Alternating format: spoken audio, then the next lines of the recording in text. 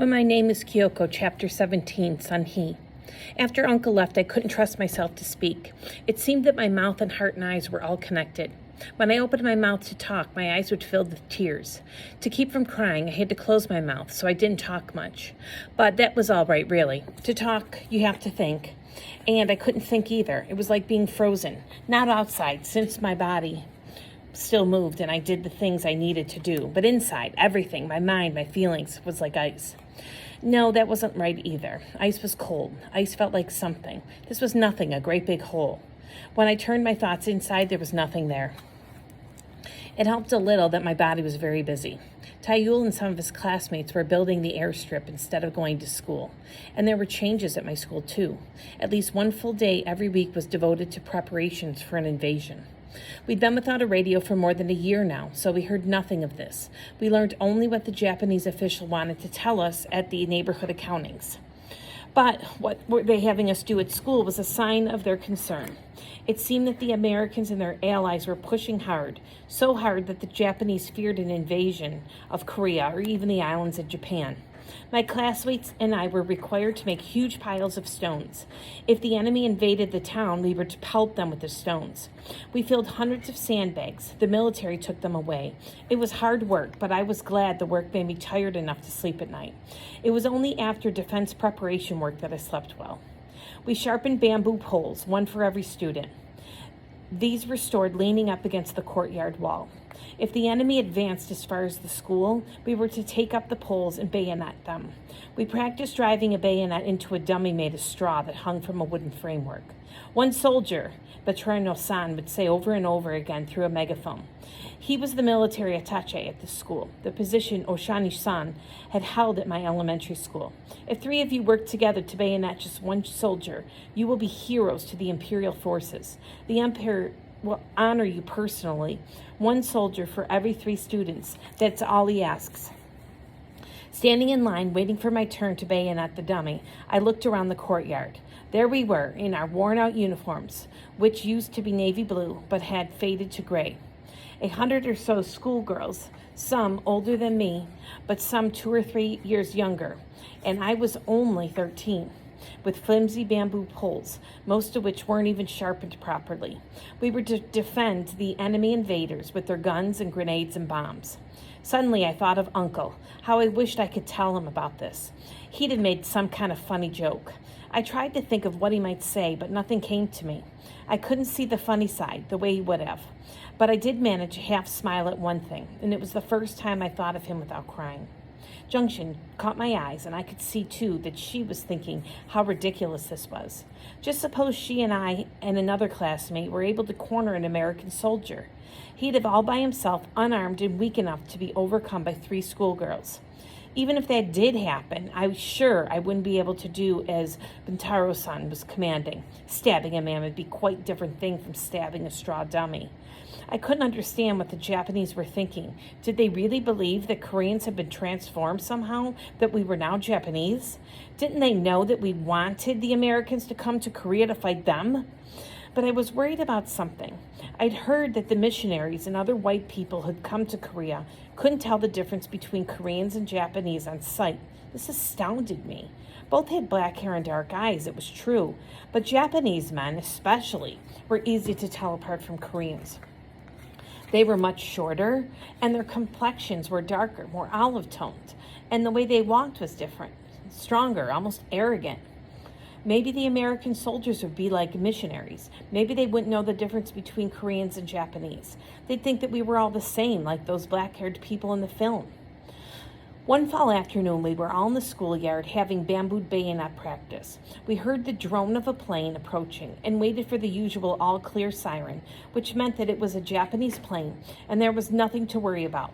But for the first time ever, no signal came. We'd been drilled countless times on what to do if this happened. In the seconds, we had lined up and were marching back to our classrooms. There, we crouched beneath desks and tables as far away from the windows as possible. The silence was eerie. No one student cried or screamed. The engine noise grew louder and louder, and I braced myself, waiting for a bomb to hit the school. Now, some of the girls had tears rolling down their faces. Others moved their lips in silent prayer. The girl next to me had fallen over in a faint. Oddly, this made me feel stronger. I didn't want to faint. I wanted to be aware, to see what happened. But now the noise of the plane was growing fainter and fainter, and soon we could no longer hear it. There was no sound of an explosion, no firestorm. What did it mean? The teacher crawled out from under her desk. She went to a window and slid it aside, looking out cautiously. Past her head, I could see a patch of sky. It was snowing. Not snowflakes, paper. The sky was filled with falling paper. We heard the all-clear signal and the Buntaro-san's voice in the courtyard shouting through a megaphone. "In your seats, everyone," the teacher ordered. "Keoko, go outside to the courtyard and find out what's going on." I rushed outside. The yard was filled with students and teachers milling about in confusion. Quickly, I picked up one of the pieces of paper. It was a little folded leaflet. I tucked it into the waistband without looking at it. Meanwhile, Buntaro-san was screaming into the megaphone. All students were to pick up the leaflets and bring them at once back to the school. No leaflets were to be left in the school grounds or even thrown into a waste bin. Every single one was to be burned. The leaflet in my waistband scratched and tickled me all the rest of the day. I was terrified that someone would catch me with it, but for the first time in weeks, my curiosity was stronger than my fear. I wanted to know what it said. If the Japanese didn't want us to read it, it had to be important. Later, I learned that the Youth Air Corps, including Taiyul, had been sent throughout the town and into surrounding hills to pick up the leaflets. There was a neighborhood accounting to announce that anyone caught with one of the leaflets would be severely punished.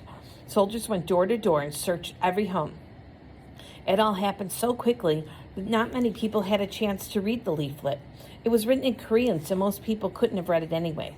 We all still spoke Korean at home, but any older people, those who learned to read before the Japanese occupation, could read it. Taiyul had told me once that Abjui could read and write Hangul, the Korean alphabet. Abjui would tell me what the leaflet said. When I arrived home from school, Taiyul met me in the courtyard. "Did you see it? Did you see the plane?" I told him no, that we'd hurry inside. "I saw it," he said proudly. "It flew right over the airfield. Sonny, you should have seen how fast it went. And the pilot waggled its wings when he went over us, like he was waving. You'd have thought he'd been flying that plane himself." I showed him the leaflet I'd hidden. He grinned at me and pulled that one out of his waistband. Abjui came home and Taiyul gave him the leaflets. He read one of them quickly, raising his eyebrows. Then he put them into the stove and burned them. He did it all slowly, deliberately. I thought he'd never get around to tell us what they said. Finally, he turned. "The leaflets are from the Americans," he said, signed by an army general, a man named MacArthur. He says it is known that Korean people are not America's enemies, that he promises that Korea will never be bombed by American planes. The Americans knew. They knew that Koreans weren't the same as Japanese. Uncle's words to Taiyul came back to me in a great rush about how we Koreans weren't allowed to be in Korean, what it meant to be Korean, when for all my life Korea had been part of Japan. It took the words of a man I'd never heard, a faraway American, to make me realize something that had been inside me all along. Korean was the jokes and stories Uncle told us. It was the flag he'd drawn. It was the Rose of Sharon and the moon he had saved and the little circle Taiyul had carved to the bottom of the gourd bowls. Korean was the thoughts of Mrs. An in her own language, not someone else's. And my thoughts too. I was Korean. My thoughts were Korean. I was so impressed by this idea that I went at once to the cupboard and fetched a tablet of paper and pencil. From now on, I would keep a diary. When Uncle came back, he'd want to know about things like the leaflets and the bayonet practice. A diary would help me remember. My first entry, paper fell from the sky today. I looked at the line on the page and frowned. My handwriting was, as always, quite tidy, but it was in Japanese. I couldn't write in Korean. I've never been taught how. Could Korean thoughts be written in Japanese? The next night after dinner, I spoke to Abjui. "I'd like to learn Hanjul," I said. "Would you teach me?" Abjui looked surprised for a brief moment. Then his eyes dropped quickly and his expression drew blank. "The teaching of Hanjul is illegal," he said quietly. "Yes, Abjui," I bowed, my head respectfully. "Illegal in school, but I was wondering." I chose my next words carefully. "Does it mean it's also illegal in someone's house where nobody else could see or hear?" Again, there was a look of surprise on his face, one eyebrow raised. He was quiet for a long time, but I sat very still and waited. At last he looked up and spoke slowly. Sun-hee, it is not the right time. There are too many eyes around us just now. Pause. But I promise one day I will teach you Hangul. I bowed and left the room, thinking about what Abjui had said. Too many eyes. I understood this. The Japanese were watching us because of Uncle's escape. Not as closely as during the first few weeks, but more than usual. We might be studying Hangul and the soldiers might burst in on us. It was too dangerous.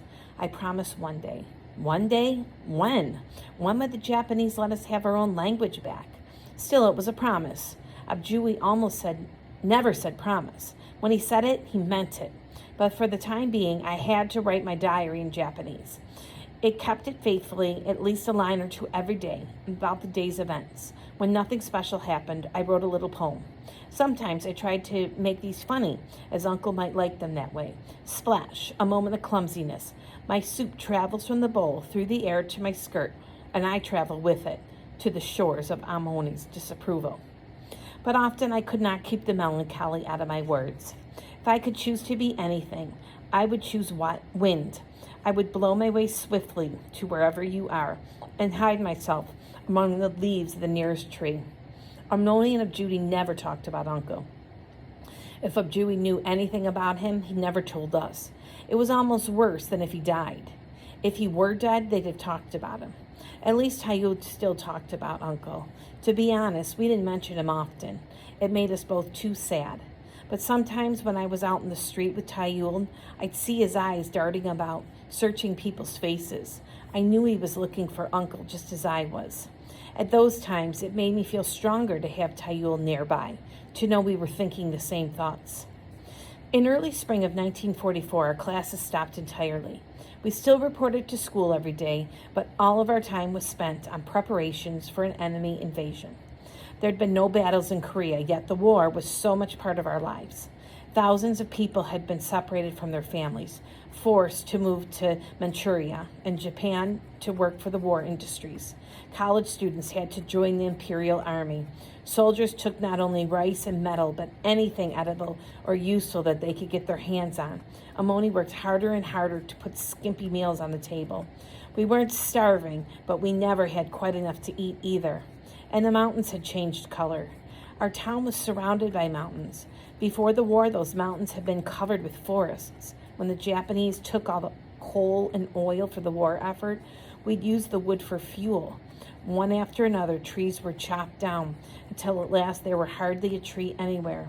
We used to be able to see green and pleasant slopes. Now they were brown, gray, dead. We knew what had happened to the trees. They'd been burned. But we didn't know what had happened to many of the people in our town. One day they were there, and the next they were gone, taken away by the Japanese. That much we knew, but to where?